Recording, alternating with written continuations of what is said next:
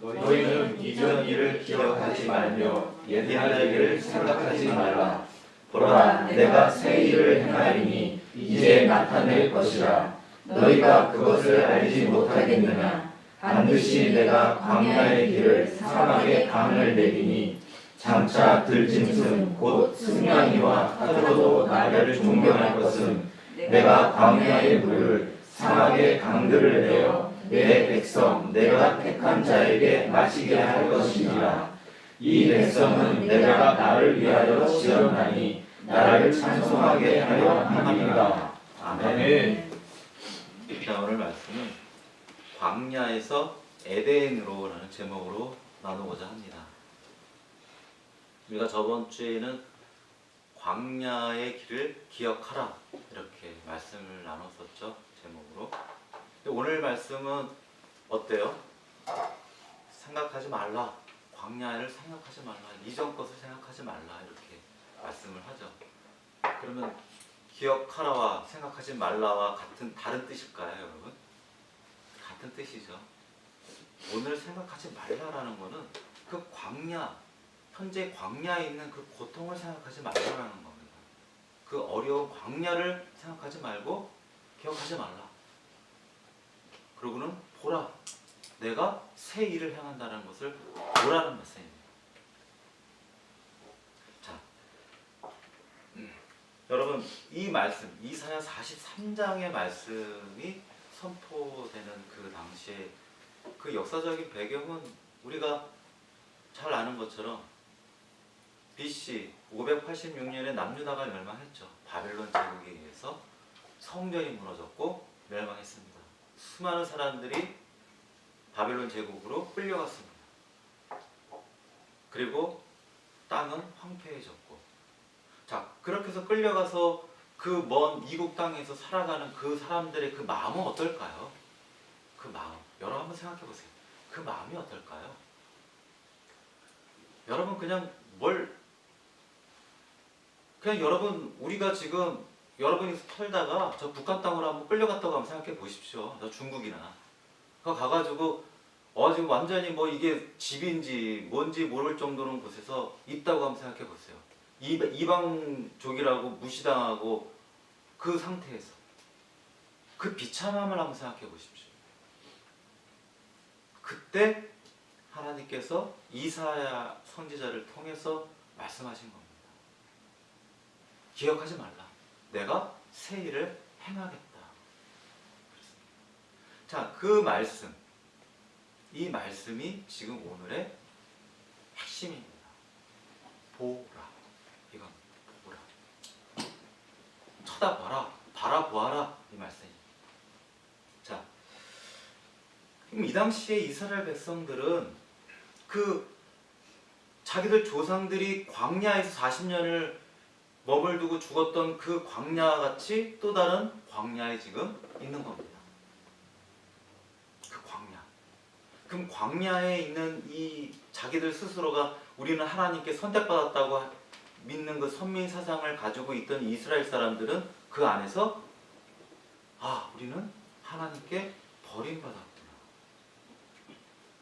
그렇게 생각을 하겠죠. 버림받았다.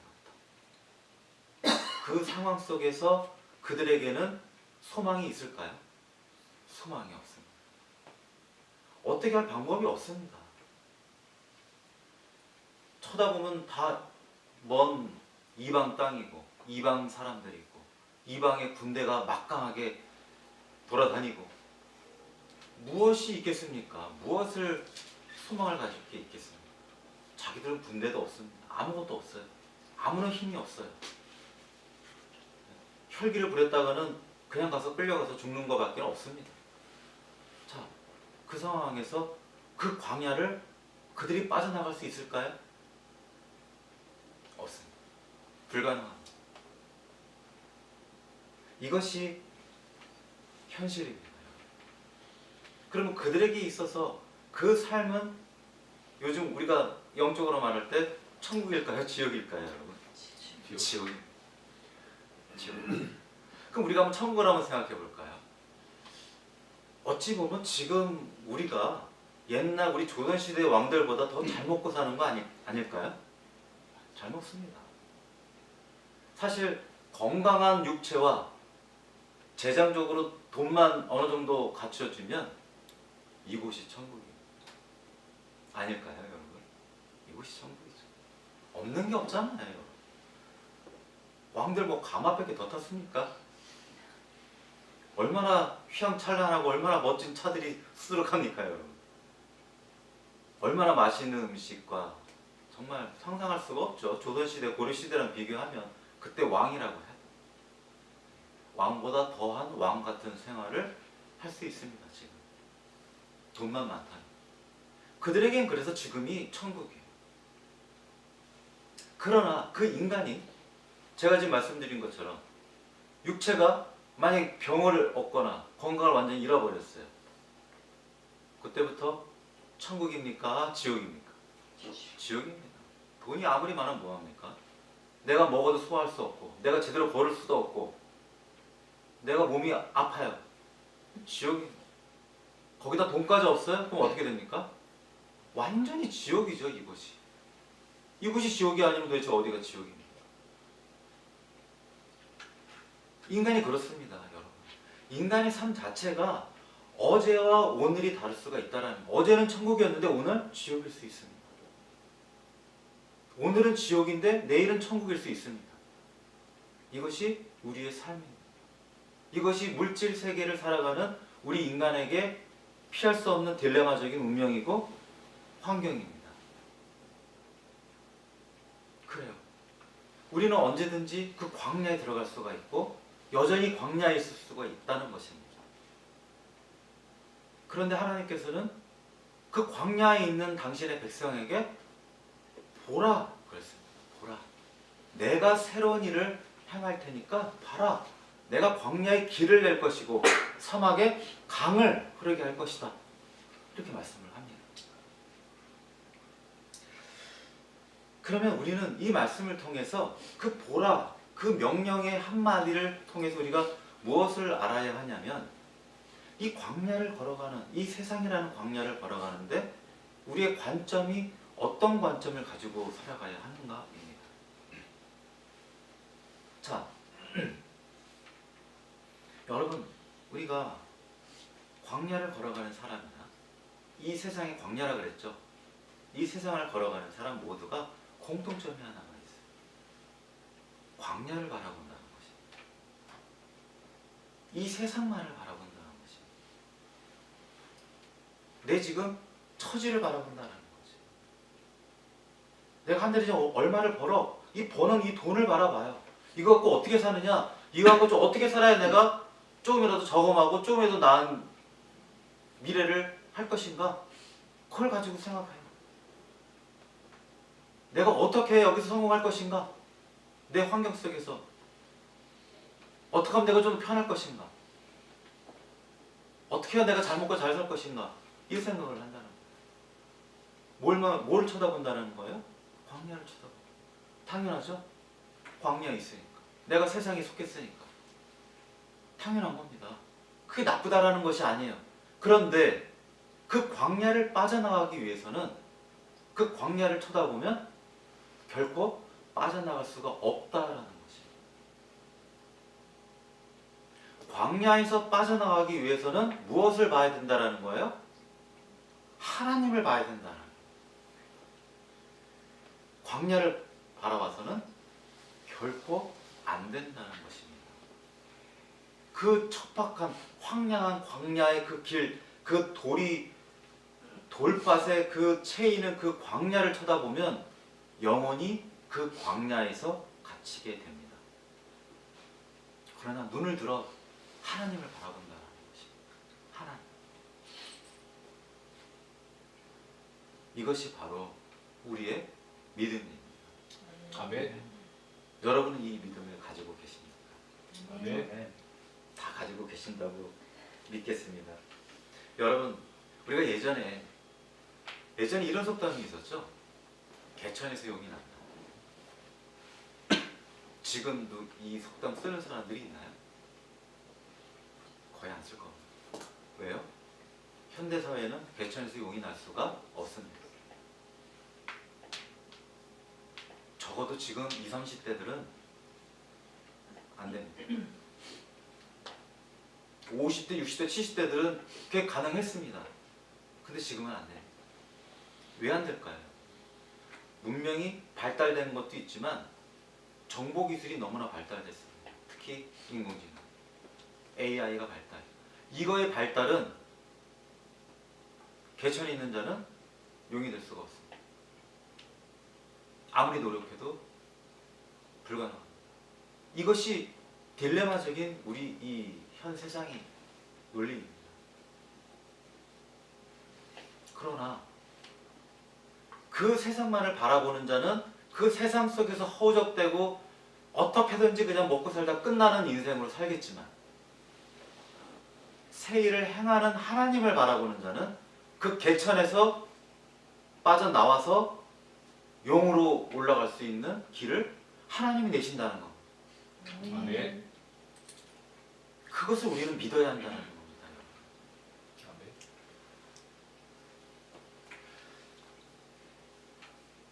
그래서 지금 제가 이렇게 말씀드리는 이런 부분들을 내가 알고 깨닫고 실천하려고 하는 그 결단하는 것이 바로 뭐예요?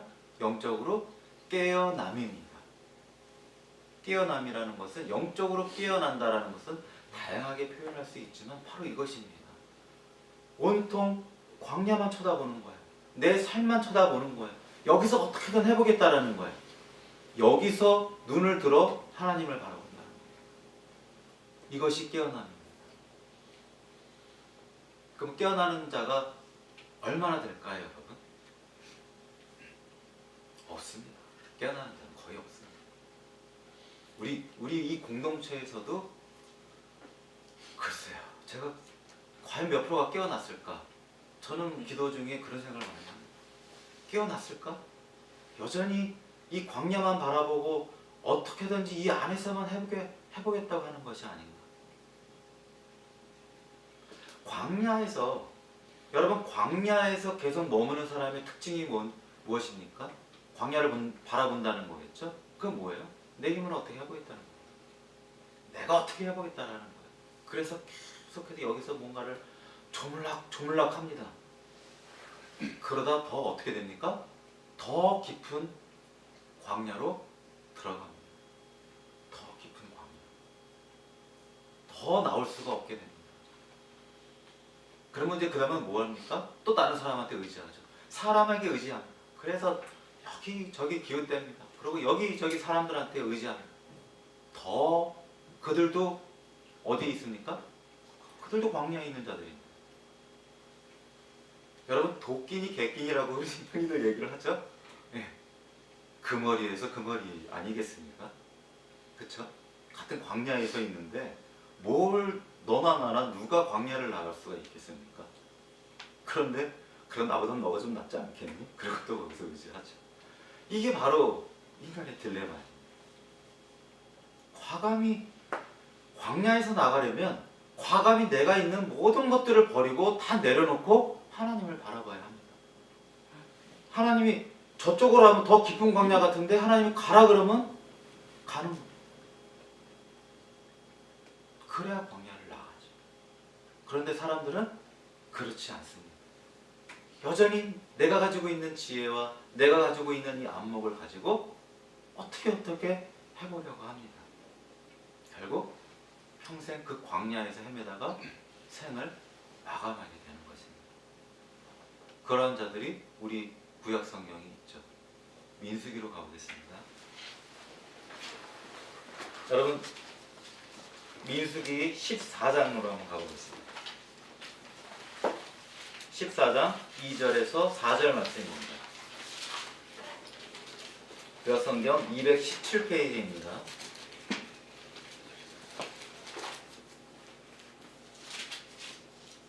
14장 2절 4절 같이 읽어보겠습니다. 이스라엘 자손이 다 모세와 아론을 원망하여 온 회중이 그들에게 이르되 우리가 애굽 땅에서 죽었거나 이 광야에서 죽었으면 좋았을 것을 어찌하여 여호와가 우리를 이 땅으로 인도하여 칼에 쓰러지게 하려 하는가. 우리 처자가 사라질 이님이 애굽으로 돌아가는 것이 낫지 아니하랴. 이에 서로 말하되 우리가 한 지휘관을 세우고 애굽으로 돌아가자 하매. 네. 이들이 지금 하나님께서 10가지의 재앙을 통해서 이스라엘을 이집트로 나올 수 있도록 하셨습니다. 홍해가 가르는 것을 목도하고 어마어마한 하나님의 불기둥과 구름기둥으로 낮에는 밤에는 인도를 하셨죠. 만나까지 먹었습니다. 그럼에도 불구하고 이스라엘 족장들을 보냈습니다. 가나안 땅에 정탐을 시켰습니다. 갔다 왔더니 그 땅은 안악 자손이 있고 우리는 메뚜기 같다 그러고 그곳은 아주 황량한 땅이다. 아주 악평을 했죠. 그 소리를 듣고 어땠습니까? 이슬이 다 하나같이 원망을 했습니다. 바로 그 똑같은 상황이지 않습니까? 광야를 지금 나가서 가나안 약속의 땅으로 들어가게 하는데 그들이 지금 더한 것을 지금 가려는 거 아닙니까? 생각을 한 거예요. 왜요? 우리가 칼에 맞아 죽게 생겼구나. 도저히 전쟁에서 이길 수가 없다고 판단을 한 겁니다. 저기로 가면 나는 죽어요. 이겁니다. 근데 하나님은 저쪽으로 가야 너가 산다 말씀을 하십니다. 그런데 이들은 누가 더 지혜롭다라는 거예요? 자기들이 생각이 더 지혜롭다라는 거예요. 그래서 하나님께서 그들을 40년을 거기서 머물게 하고 거기서 다 죽게 합니다. 그것도 모자라 이들은 그 후 바로 밤새 통곡하고 울고는 이제라도 우리가 그쪽으로 가겠습니다 했어요. 하나님께서의 그 말씀을 듣고 너희들은 여기서 죽을 것이다. 그래가지고 그들은 더 빨리 죽었습니다. 올라갔죠.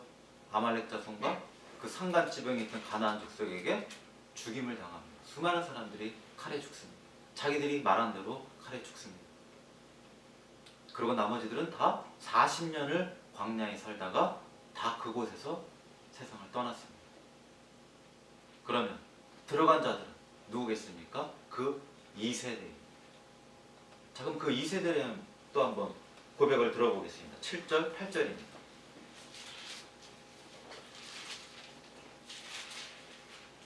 이스라엘 자손의 온 회중에게 말하여 이르되 우리가 두루 다니며 정탐한 땅은 심히 아름다운 땅이라. 여호와께서 우리를 기뻐하시면 우리를 그 땅으로 인도하여 들이시고 그 땅을 우리에게 주시리라. 이는 과연 젖과 꿀이 흐르는 땅이니라. 아멘. 자, 이들은 어떻게 지금 고백을 합니까? 이들은 여호와께서 우리를 기뻐하시면 우리는 그 땅에 들어갑니다. 이게 바로 믿음이고 이들의 관점입니다. 그래서 우리가 광야에 있는 자들이 나가는 그 속성은 뭡니까? 하나님이 나의 아버지다. 하나님이 나를 인도하시는 분이다. 나는 그분의 자녀라는 그 믿음이 있다라는 것입니다. 그것을 믿기에 아버지가 가려니까 가는 겁니다. 절로 가면 더 위험할 것 같아도 담대히 가는 겁니다. 그러나 그 믿음이 있기 때문에 이들이 신뢰를 한다는 것이죠. 그러나 나머지는 어때요? 신뢰를 하지 않았어요. 아, 절로 가면 우리가 죽는데 왜 갑니까? 그 결국 우리를 여기로 죽게 하려 인도하는 겁니까? 차라리 그냥 이집트에서 그냥 적당히 있다가 죽으면 될 것을 왜 굳이 이 고생에 여기까지 와서 결국 칼에 죽습니까? 이들이 논리가 바로 그거예요. 여러분, 이게 이스라엘 백성들이 이 모습을 가지고 우리가 나눴지만 이게 실제 대부분의 모든 사람들의 삶의 모습입니다. 여기서 네가 극복해서 올라가려면 너는 이거를 해. 그러면 다 뭐라고 합니까? 나 그렇게 하면 죽어요. 나 못해요. 내가 지금 여기를 나가면 여기서 어떻게 살아나고 어떻게 나가라 합니까? 그러나 나가야 산다라는 건데 그들은 안 나가죠. 난 여기. 그러니까 삶이 바뀌지가 않다라는 겁니다. 광야에서 벗어나지를 못하는 겁니다. 그리고는 하나님을 찾아요. 이게 딜레마예요, 여러분. 하나님을 찾으려면 모든 부분에서 하나님의 말씀에 순종하시기 바랍니다.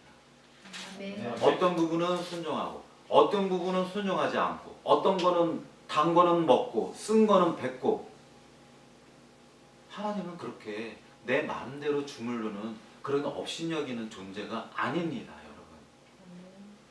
본보기를 보여주셨지 않습니까? 하나님 업신여기면 이렇게 광야에서 영원히 끝나는 거예요. 영원히 떠나면 심판대에 섰을 때 하나님을 업신여긴 자들은 내가 너를 도무지 모른다고 말씀하시는 겁니다. 이 불법을 행한 자들아 나에게서 떠나. 그렇게 되는 겁니다. 이것이 얼마나 여러분 우리 삶 속에서 중요하다는 것을 우리는 알아야 합니다. 많은 사람들이 이러한 착각을 합니다. 하나님, 광야에 서 있는 저를 보시고 이 광야를 없애주시옵소서. 이렇게 기도를 합니다. 여러분, 닉 부이치치라는 사람을 들어보셨을 거예요. 팔다리가 없이 태어났습니다. 요즘에는 좀 언론에 잘 안 나오지만 한 10년 전만 해도 자주 등장하고 책도 나오고 그랬죠. 이분이 호주 사람인데 8살 때부터 자살 충동을 느끼고 살았다고 합니다. 친구들이 아무도 그를 친구로 받아주지도 않고 놀리고 무시하니까 팔다리가 없어요. 그러니까 누구의 도움 없이는 이 사람은 아무것도 할 수 없는 사람입니다. 얼마나 그것이 고통스러우면 그 어린 8살에 자살을 하고 싶을 마음이 들겠습니까? 근데 자살도 할 수 없는 모임입니다. 그 아이가 하나님께 기도하기 시작했습니다. 뭐라고 기도했겠습니까? 하나님, 저에게 팔도 생기게 해주시고 다리도 생기게 해주십시오. 그렇게 기도했습니다. 근데 그 기도가 이루어지지 않았습니다. 근데 어느 날 그런 깨달음을 얻었어요. 하나님께서 주셨어요.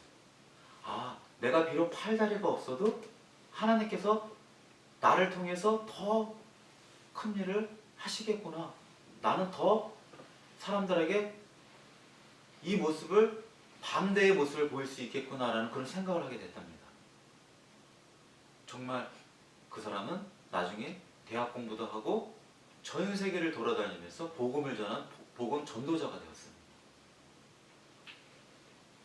어찌 보면 여러분, 팔다리 다 있는 육신 다 사지가 다 멀쩡한 사람들이 그렇게 전 세계를 돌면서 복음을 전하고 그렇게 언론에 노출되고 책도 쓰고 그러겠습니까? 그런데 비록 그들은 팔다리가 없는데도 세계적으로 유명한 사람이 되었어요. 그래서 그 사람을 통해서 얼마나 많은 사람들이 위안을 얻고 용기를 내게 되었겠습니까? 그렇겠죠. 아, 저 사람은 팔다리도 없는 저렇게 기쁨으로 살고 하나님을 전하는데 나는 사지가 멀쩡한데 내가 왜 낙심하고 내가 왜 이렇게 패배자로 살아갈 것인가? 일어나는 것입니다. 그를 보고 용기를 낸 것입니다. 그는 그렇게 쓰임받았습니다. 여전히 닉 부이치치는 그 몸은 광야입니다. 그러나 광야에서 하나님께서 길을 내셨다는 겁니다.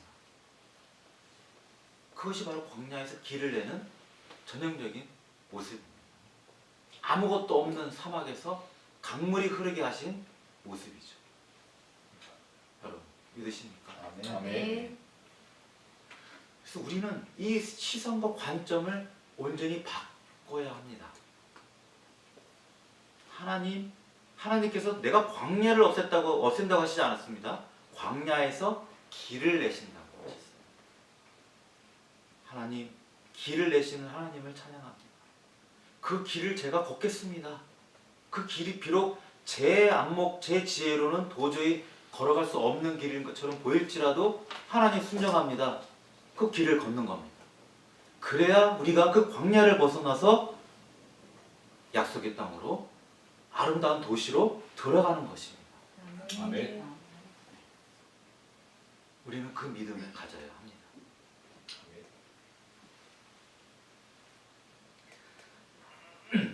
자, 마지막으로 우리가 오늘 본 말씀 21절 또 같이 한번 읽어보겠습니다. 이 백성은 내가 나를 위하여 지었나니 나를 찬송하게 하려 함이니라. 아멘. 아멘.